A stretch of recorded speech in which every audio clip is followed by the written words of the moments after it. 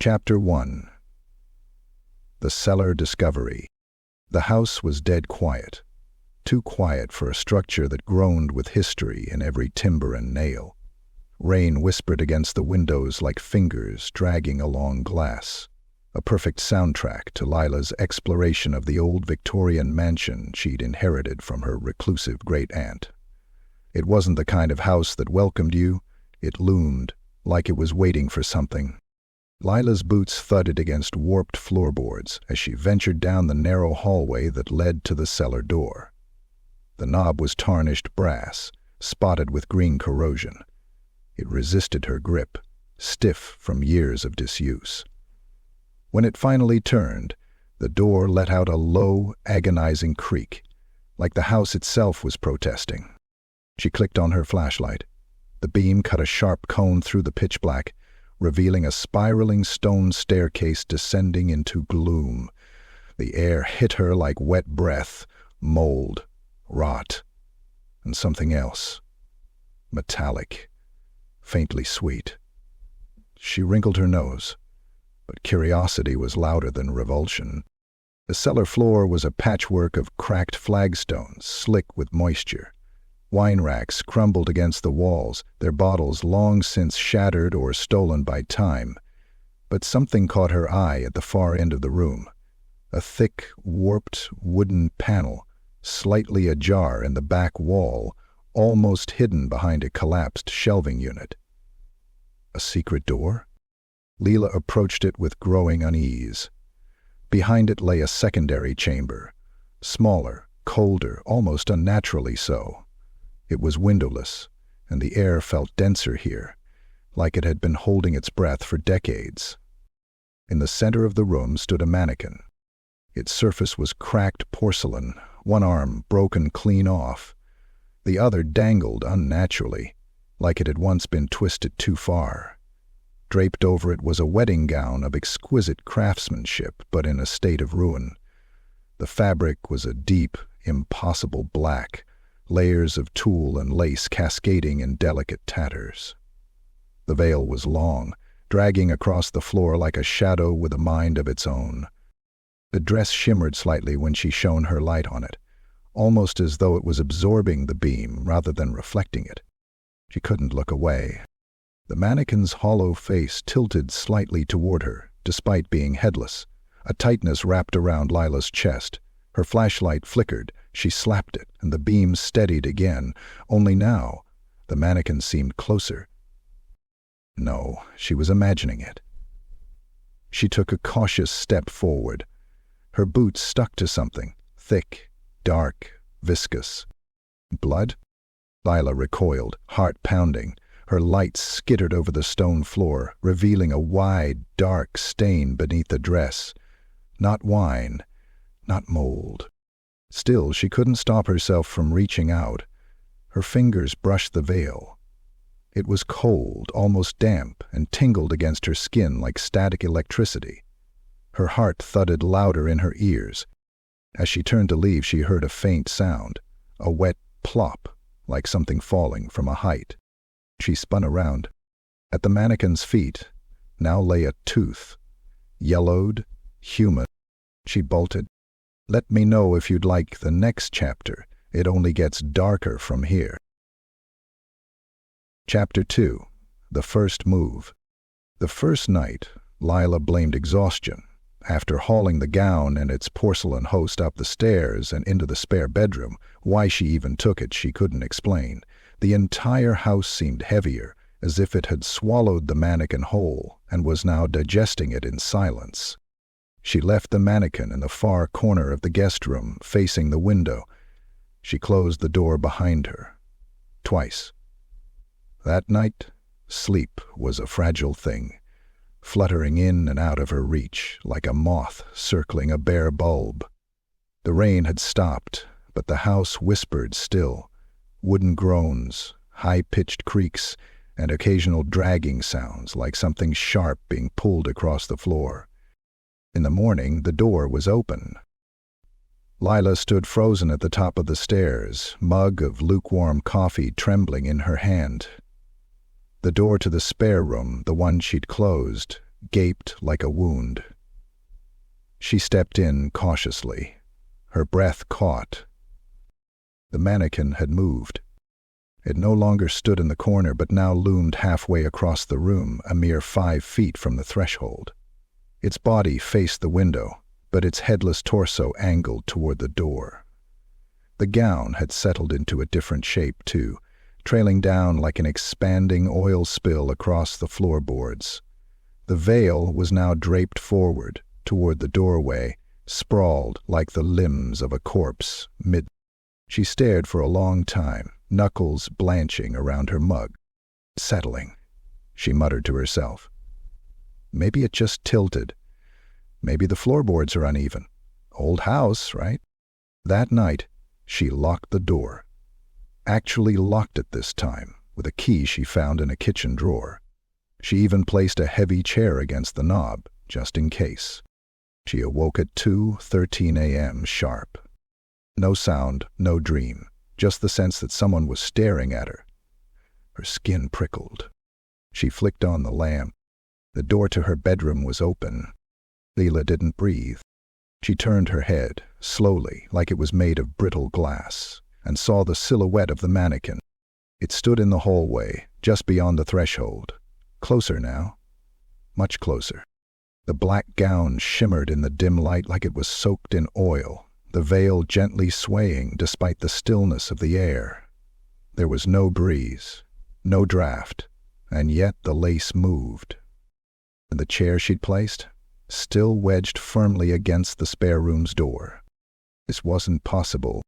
She scrambled out of bed, heart in her throat, grabbing the lamp like a weapon. But when she reached the mannequin, it was completely still. The headless tilt of its porcelain neck now angled downward, directly at her feet. At its base, something new. Another tooth. This one had a fine thread of black lace sewn into the root, like it had been torn out deliberately, stitched into the hem, and then removed again. She kicked it down the hallway and shoved the mannequin back into the guest room, locking the door, pushing the dresser in front of it for good measure. The next night she didn't sleep. Couldn't. She sat on the couch with every light in the house on, every room checked and rechecked.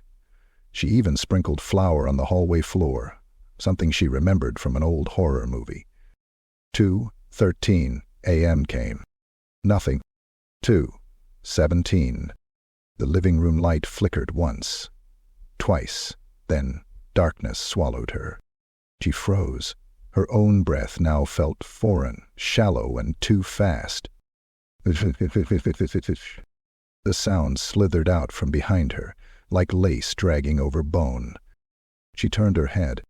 In the light of a flickering bulb, she saw it. Standing directly behind the couch, the mannequin, inches away. The gown was torn now, violently, one porcelain arm shattered, the jagged stump like a broken femur. The veil draped down over Lila's shoulder like a bridal shroud. Something wet hit her neck. She reached up and touched it. What? A gash, thin and deep, sliced across her collarbone, bleeding freely. No memory of pain, just blood. And there at the base of the mannequin again, 3 more teeth. One still pink with tissue. Cheng screamed. And in the echo of her cry, she heard another sound, high-pitched and low at once, like a woman sobbing through her own burial. The mannequin was still smiling, without a mouth. It had moved again. Closer. Tomorrow, she swore, she'd burn it. But tonight, the bride was watching. Chapter 3. The Bride's Curse. Morning brought no relief. Only a sickly, sour yellow light that filtered through clouded windows like the house itself was straining to mimic daylight.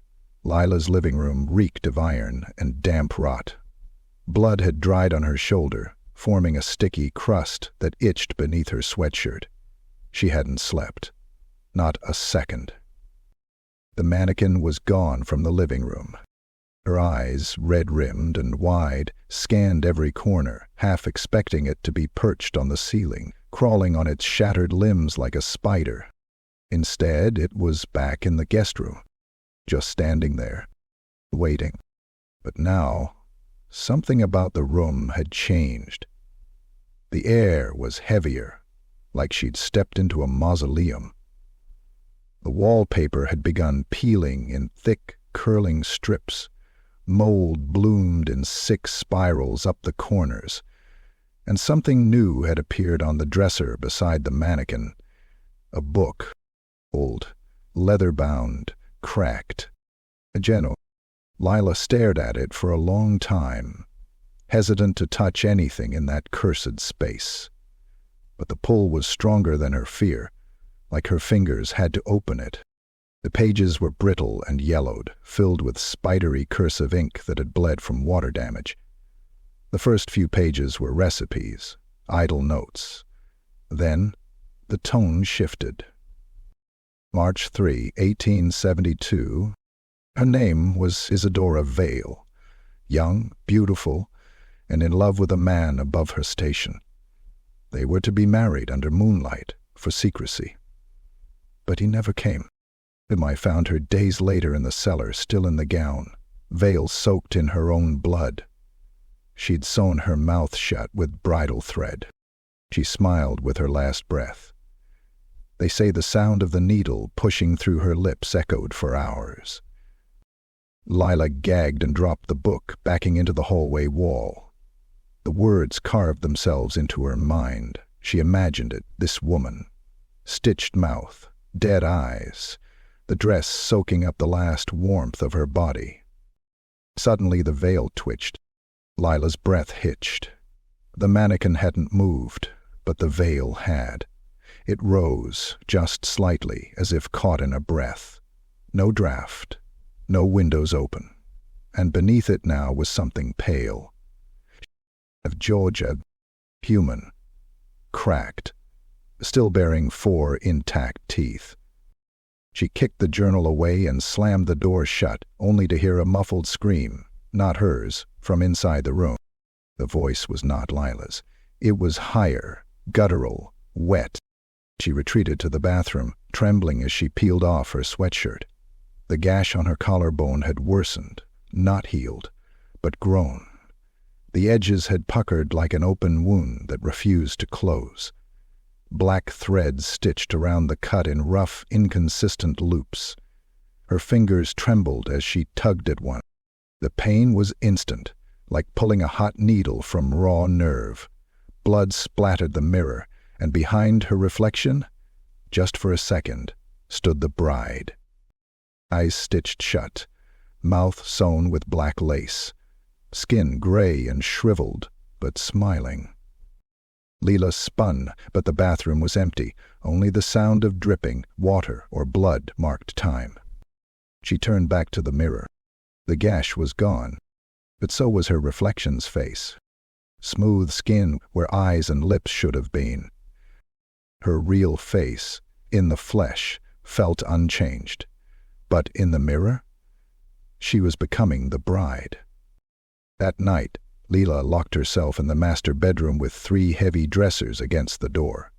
She lit candles in every corner, poured salt lines along the carpet seams, whispered every prayer she remembered from childhood. Her hands shook, her teeth ached, her scalp tingled like something was weaving strands of hair into knots. And then, the crying started. A sobbing so soft, so broken, that it sounded almost like a child. It came from beneath the bed. Lila refused to look. She curled into herself, fists clenched, trying to will the noise away. Then the mattress dipped. Wait. Beside her. The candles flickered violently, one by one snuffing out. She dared to look. Her face hovered inches above hers. The bride. No eyes, no lips, just lace and blood and thread and that impossible, hideous grin. The last thing Lila felt before the world went black was the veil descending, like silk pulled over a corpse. Chapter 4. The Possession Begins. Lila awoke on the cold, hard floor. The candles were long extinguished, their wax melted into grotesque puddles across the wood like pale coagulated blood. The salt lines had been scattered, smeared into symbols, sigils she didn't recognize, but that made her skin itch just to look at. Her body felt wrong, heavy, like her bones had been replaced with wet cement. She stood slowly, limbs creaking, every movement labored, like she was moving underwater. Her hands were trembling violently, her fingertips numb. That was when she saw the mirror. Her heart shriveled. She didn't remember putting on the gown, but there it was, a tattered, blackened wedding dress clinging to her body like it had grown from her skin. The veil hung over her face, strands of her hair now sewn into the lace. Tiny stitches, black thread through flesh, pierced the corners of her mouth, not yet tight, but closing. Her reflection was no longer her own. The eyes that stared back were vacant, sunken, wells of rotted despair. She screamed and clawed at the veil, but it didn't tear. It gripped her like a second skin, pulling tighter, threading deeper. The worst part wasn't the pain, it was the thrill. Somewhere beneath her panic, a tremor of pleasure twisted in her gut. Like the dress was rewarding her submission. Downstairs, the house groaned. It was louder now, less a house, more a breathing thing. The walls cracked like stretching skin, floorboards bending under invisible weight. She ran to the kitchen, stumbling over herself. Her hands instinctively reached for scissors, a knife, anything sharp. She needed to cut it off, rip it out. She found a pair of rusted sewing shears in the drawer.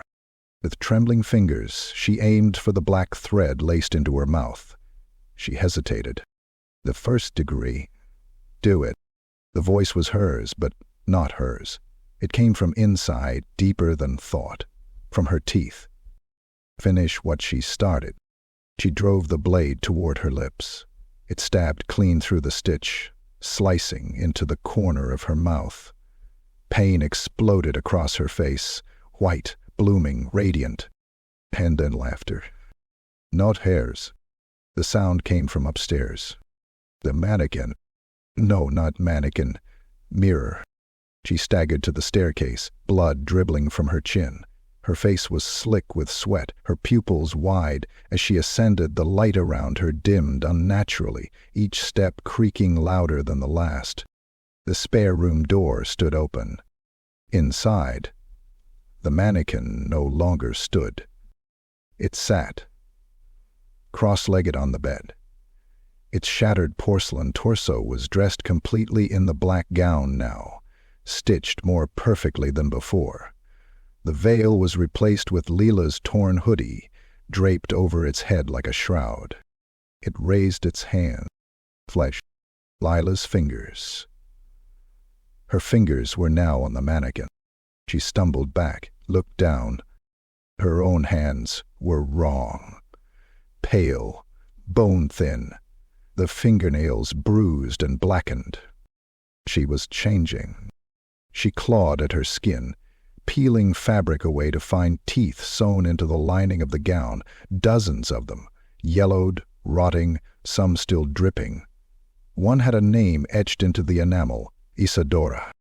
She tried to scream again, but only a rasp came out. Her voice was fraying. The mirror showed her the truth.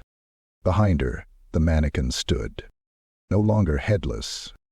It wore her face, and it smiled. White, wrong, glorious. Its eyes glistened with wet anticipation. In its hand it held a bridal needle, long, rusted, black thread looped through its eye. It lunged. The pain was excruciating. The needle pierced Lila's cheek, threading once, twice, each pass dragging more of her scream into silence. Blood streamed from her lips, dripping onto the gown, feeding it. Her knees buckled, her vision blurred. As the final stitch pulled tight, the mannequin whispered into her ear with her own voice, "Till death do us part." And Lila knew She wasn't wearing the dress anymore. She was the dress. Chapter 5. Till Death Do Us Part. The house was silent, suffocating in its stillness. Outside, the world moved on. Cars passed, leaves fell, rain slicked the pavement. But within those crumbling walls, time had clotted like old blood. Lila's friend Mara arrived 2 days after the last missed call. She stepped through the front door and immediately sensed the wrongness. The air was thick, perfumed with mildew and copper. A sweet, decaying aroma clung to the furniture, the walls, the floor itself. Her throat tightened as she called out Lila's name. No answer. She noticed the dark streaks on the floor first, trails like something had been dragged. Some were smeared, others recent and wet. They led to the guest room.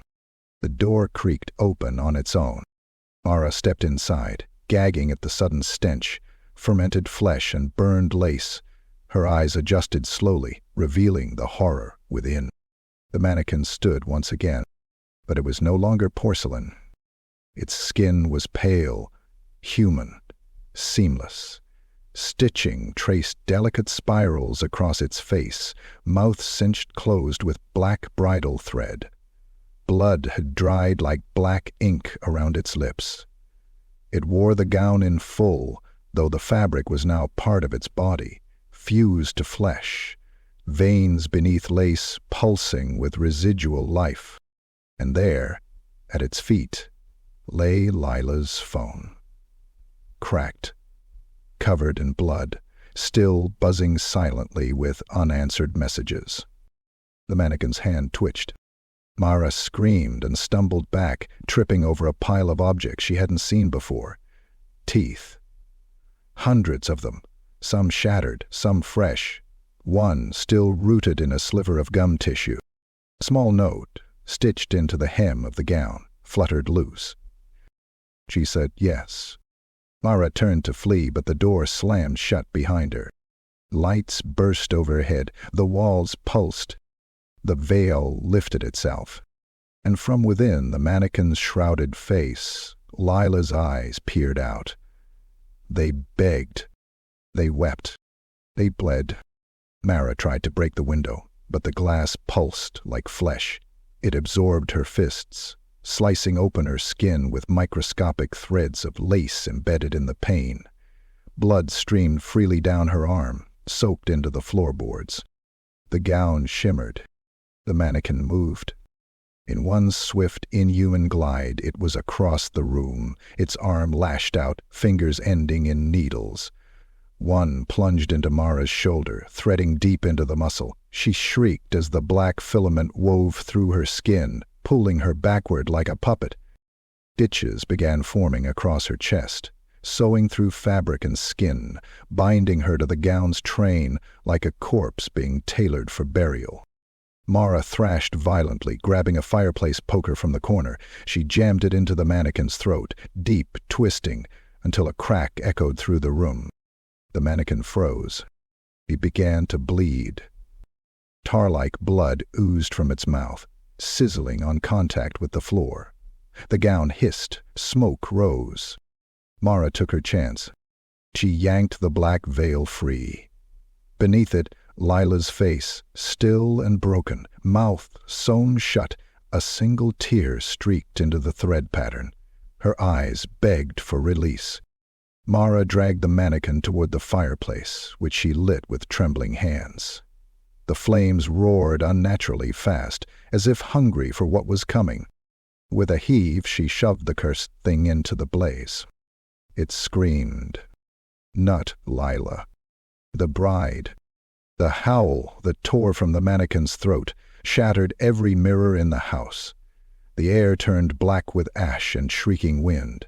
Lace burst into fire, curling like snakes. Threads snapped, skin split, and with one final convulsion, the mannequin exploded into soot. The dress was gone, but Lila's body remained, limp, charred, freed.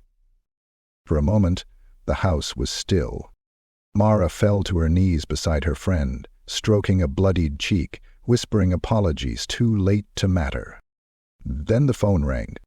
It was in her pocket. An unknown number. She answered, too dazed to think.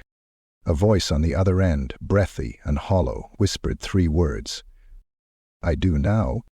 The call ended, and behind her, resting on the bed where the mannequin had stood, a veil, black as night, still warm,